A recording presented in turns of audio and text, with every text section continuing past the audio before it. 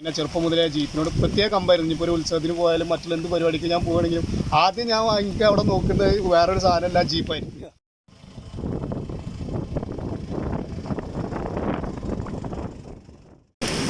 Hi friends, നമ്മളുടെ പുതിയ വീഡിയോയിലേക്ക് എല്ലാവർക്കും സ്വാഗതം.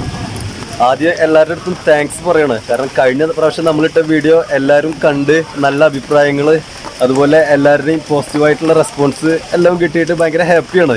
ഇപ്പോൾ നമ്മളൊരു രണ്ടാമത്തെ വീഡിയോ ചെയ്യാൻ വേണ്ടിയിട്ട് ഇറങ്ങിയതാണ്. കൂടെ ഫ്രണ്ട്സും കാര്യങ്ങളൊക്കെ ഉണ്ട്. ഫ്രണ്ട് അക്ബറിൻ്റെ വണ്ടിയാണ്, പുള്ളിനെ പരിചയപ്പെടാം.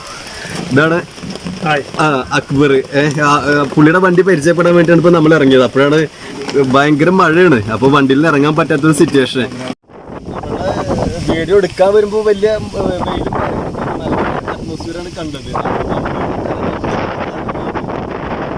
വീഡിയോ ചെയ്യാൻ പറ്റില്ലെങ്കിലും കുഴപ്പമില്ല. നല്ല എന്താ പറയുക, നല്ലൊരു ലവ്ലി മൊമെന്റ്സ് ആണ് ഇപ്പോൾ നമ്മൾ ഫീൽ ചെയ്തുകൊണ്ടിരിക്കുന്നത്.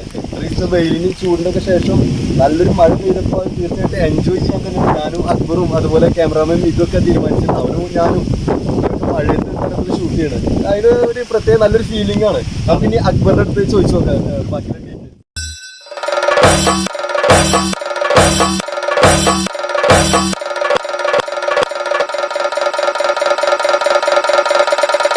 ചെറുപ്പം മുതൽ എൻ്റെ വലിയൊരു ആഗ്രഹമായിരുന്നു ഈ വിൻറ്റേജ് വണ്ടികൾ.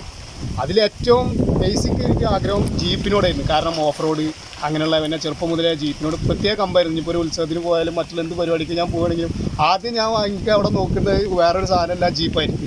കാരണം അത് ഭയങ്കര ഒരു ഇഷ്ടമായിരുന്നു എനിക്ക് ജീപ്പിനോട്.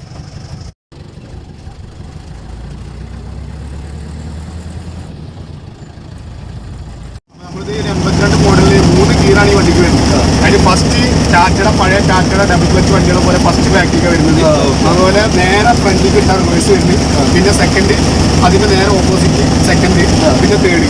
ഇങ്ങനെ 3 ഓപ്ഷൻ ഇതാണ് വരുന്നത്. സ്റ്റാർട്ടിങ്ങിലാണ് ഈ സാധനം വരുന്നത്. അപ്പോൾ നമ്മളിത് ഫസ്റ്റിലിട്ട് ആദ്യം വണ്ടി മൂവ് ചെയ്യണം.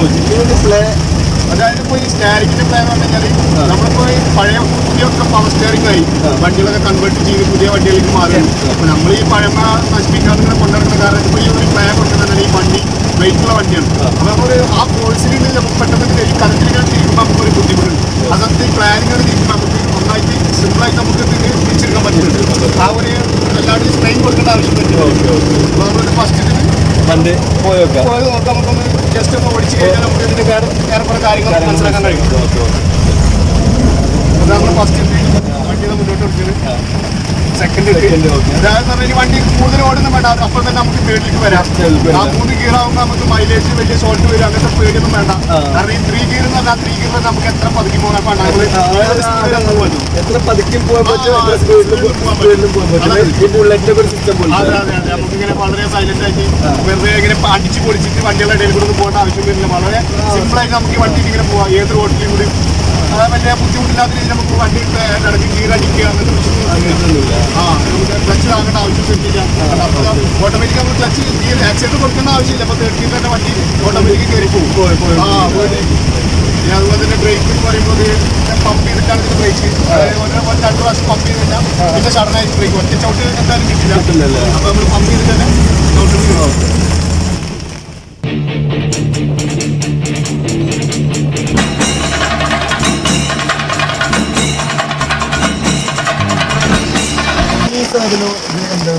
ഇതെന്ന് പറഞ്ഞു കഴിഞ്ഞാല് ഇപ്പോഴത്തെ വണ്ടികളൊക്കെ ഇഗ്നിഷനിൽ തന്നെയാണ് ഓഫ് വരുന്നത്. നമ്മളെ വണ്ടിക്ക് എന്ന് പറഞ്ഞാൽ ഇത് സ്റ്റോക്ക് കംപ്രഷനാണ്.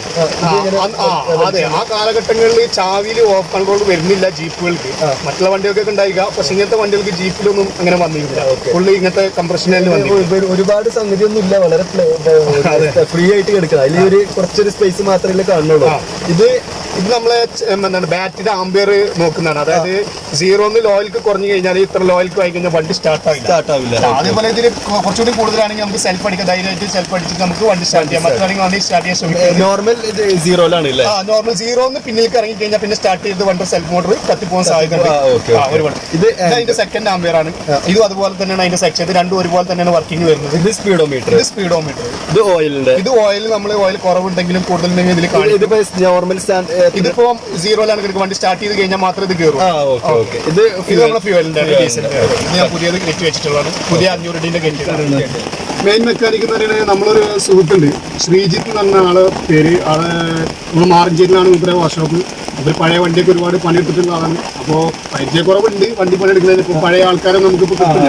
പിന്നെ ഒരാളെ കിട്ടിയത് മൂപ്പര് ഇവിടുന്ന് പോവുകയും ചെയ്യും.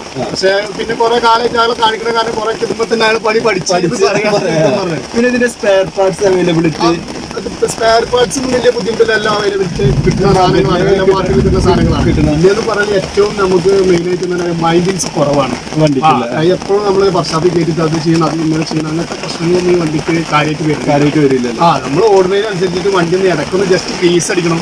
അങ്ങനെയുള്ള പണികളൊക്കെ ചില്ലറ ചില്ലറ പണികളുണ്ട്. ഫീസിനൊക്കെ ചെറിയ പൈസ 10-60 രൂപ 70 രൂപ ഒക്കെ വരുന്നുള്ളൂ. വണ്ടി ഇനി വേറെ ഇപ്പോൾ ഫ്രീക്കാൻ പിള്ളേരുടെ പോലെ വലിയ ടയറൊക്കെ ആ ഒരു രീതിയിലേക്ക് കൺവേർട്ട് ചെയ്യാൻ ഉദ്ദേശിക്കുന്നുണ്ടാവും. ഇല്ല, നമുക്ക് അങ്ങനെ ഒരു ഉദ്ദേശമില്ല. കാരണം ജീപ്പ് എന്നും ഒരു ജീപ്പിനുള്ള ഓർമ്മ തന്നെ ആ തനിമയാണ് നമുക്ക് ജീപ്പ് നമ്മൾ കൊണ്ടെടുക്കും. ഇപ്പൊ നമ്മളൊരു വണ്ടി ഉണ്ട്, ആ വണ്ടി കുറെ ആണ്ട് ഓൾട്രേഷൻ ചെയ്ത് അപ്പൊ പുതിയ വണ്ടിയായി. അപ്പൊ ഈ വണ്ടി ആ വണ്ടി മുറക്ക് വ്യത്യാസം. അപ്പൊ നമ്മൾ ആ പഴയ മോഡലിൽ ആ പഴയ പവർ സ്റ്റിയറിംഗും അതുപോലെ തന്നെ പവർ ബ്രേക്ക് അത് മാറ്റാണ്ട് നമ്മൾ കൊണ്ടുവരുന്ന സ്റ്റൈലിൽ കൊണ്ടെടുക്കുന്നത് അതിന്റെ ഉദ്ദേശം അതാണ്.